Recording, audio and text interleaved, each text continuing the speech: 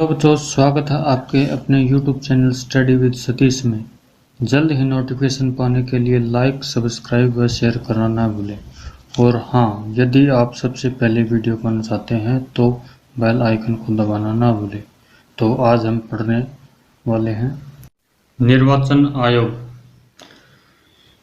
अनुच्छेद 324 के अनुसार निर्वाचन आयोग का गठन किया गया है। अनुच्छेद 324 के अनुसार निर्वाचन आयोग का गठन किया गया है।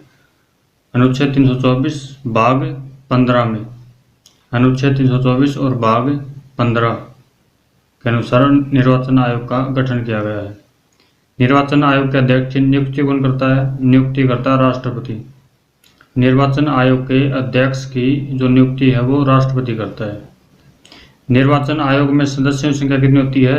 1+2, यानी कि एक तो मुख्य सदस्य होता है, 2 अन्य होते हैं, यानी एक अध्यक्ष होता है, 2 अन्य सदस्य होते हैं। टोटल होते हैं 3 सदस्य। इसका गठन, निर्वाचन आयोग का गठन 25 जनवरी 1950।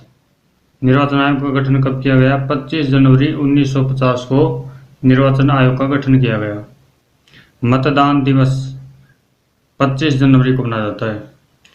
25 जनवरी को मतदान दिवस होता है। इसका गठन किया गया था 25 जनवरी 1950 को। तो 25 जनवरी को ही क्या मनाया जाता है? मतदान दिवस मनाया जाता है। और अब की बार जब चुनाव हुए थे तो उसमें हेल्पलाइन नंबर क्या रखा गया था? 1950 रखा गया था। अब की बार जो चुनाव हुए थे उसमें हेल्पलाइन नंबर 1950 रखा गया था। और 25 जनवरी को क्या मनाया जाता है?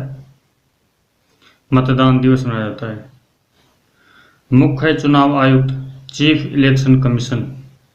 मुख्य चुनाव आयुक्त कौन है? सुनील अरोड़ा। मुख्य चुनाव आयुक्त हैं सुनील अरोड़ा। 2 दिसंबर 2018 से लेकर अब तक 2 दिसंबर 2018 को इनकी नियुक्ति हुई थी और अब तक कौन है? सुनील अरोड़ा हैं।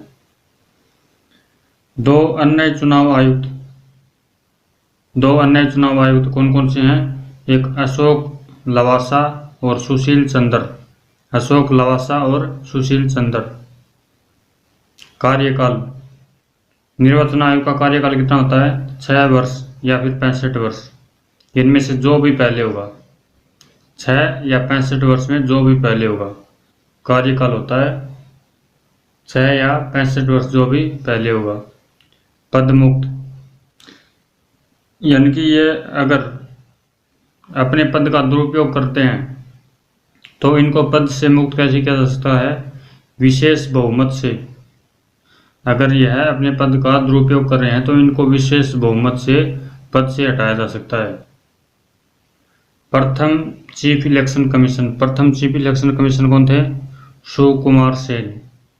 प्रथम चीफ इलेक्शन कमीशन कौन है? सुकुमार सेन। और द्वितीय कौन? KVK सुंदरम। द्वितीय चीफ इलेक्शन कमीशन कौन थे? KVK Sundaram.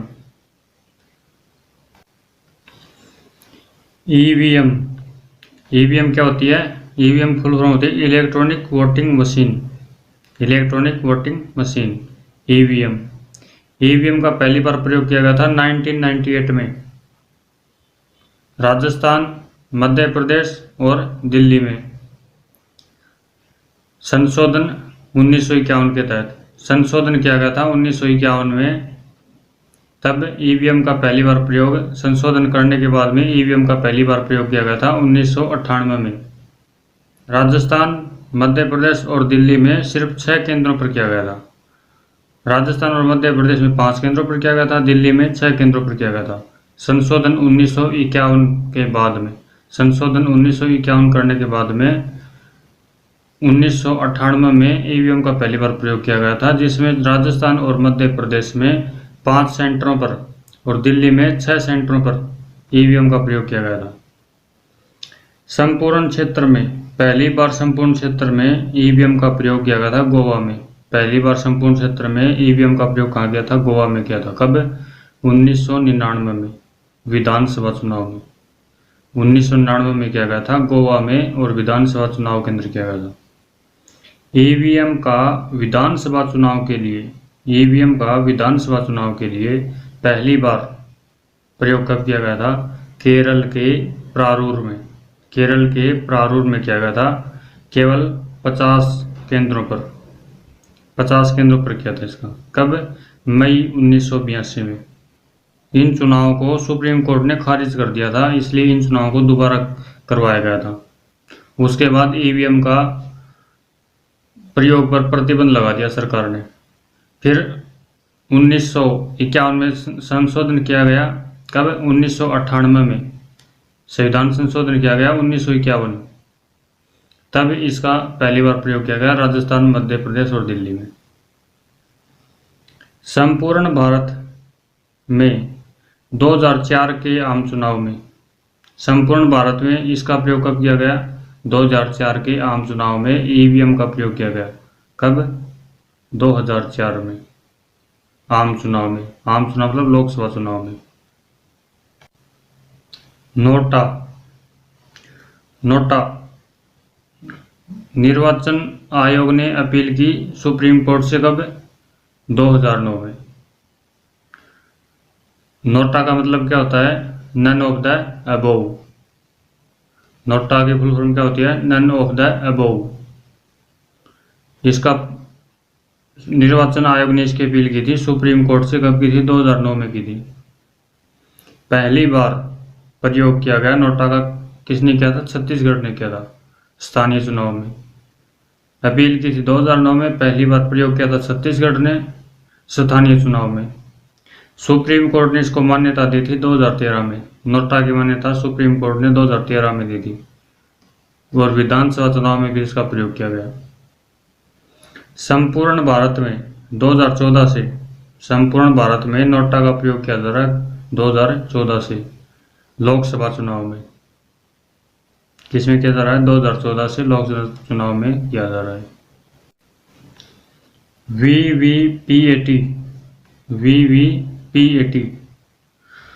Voter verified paper aid, कौन बेरा में हम देख के नाम है कान खंडा है पेपर किए तो यार मैं भूल गया। Voter verify paper audit trial machine.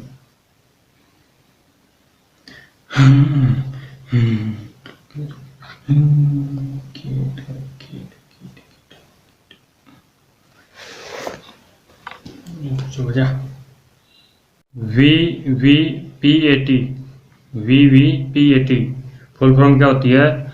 Voter verify paper audit trial machine. VVPAT की फुल फॉर्म पूछ जाती है voter verified paper audit trial machine. प्रथम प्रयोग VVPAT का प्रथम प्रयोग किया गया था 2014 में।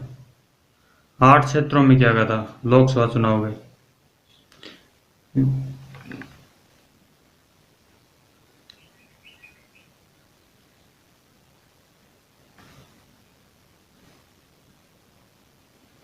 VVPAT का प्रथम प्रयोग किया गया था 2014 के लोकसभा चुनाव में। सिर्फ 8 क्षेत्रों में किया गया था। सितंबर 2014 में विधानसभा के चुनाव में इसका प्रयोग किया गया। कब? किसमें? नागालैंड में। नागालैंड में किया गया था 2013 में, सितंबर 2013 में विधानसभा चुनाव में। संपूर्ण राज्य में प्रयोग किया गया था 2017 में। VVPAT का प्रयोग संपूर्ण राज्य में 2017 में किया गया था विधानसभा चुनाव में। कौन से राज्य में किया था? गोवा ने किया था। संपूर्ण राज्य इसका प्रयोग किया था गोवा ने। कब? 2017 में विधानसभा चुनाव में। संपूर्ण भारत में ईवीएम, VVPAT और नोटा इन तीनों का प्रयोग एक साथ संपूर्ण भारत में 2019 में किया गया है लोकसभा चुनाव में। जो वर्तमान में जो लोकसभा चुनाव हुए थे पीछे, उनमें प्रयोग किया गया था। किसका? ईवीएम, VVPAT और नोटा का। आपको हमारा वीडियो पसंद आया है तो लाइक, सब्सक्राइब, शेयर करना ना भूलें और जल्द ही अगली वीडियो का अपडेट पाने के लिए बेल आइकन को दबाना ना भूलें। जय हिंद।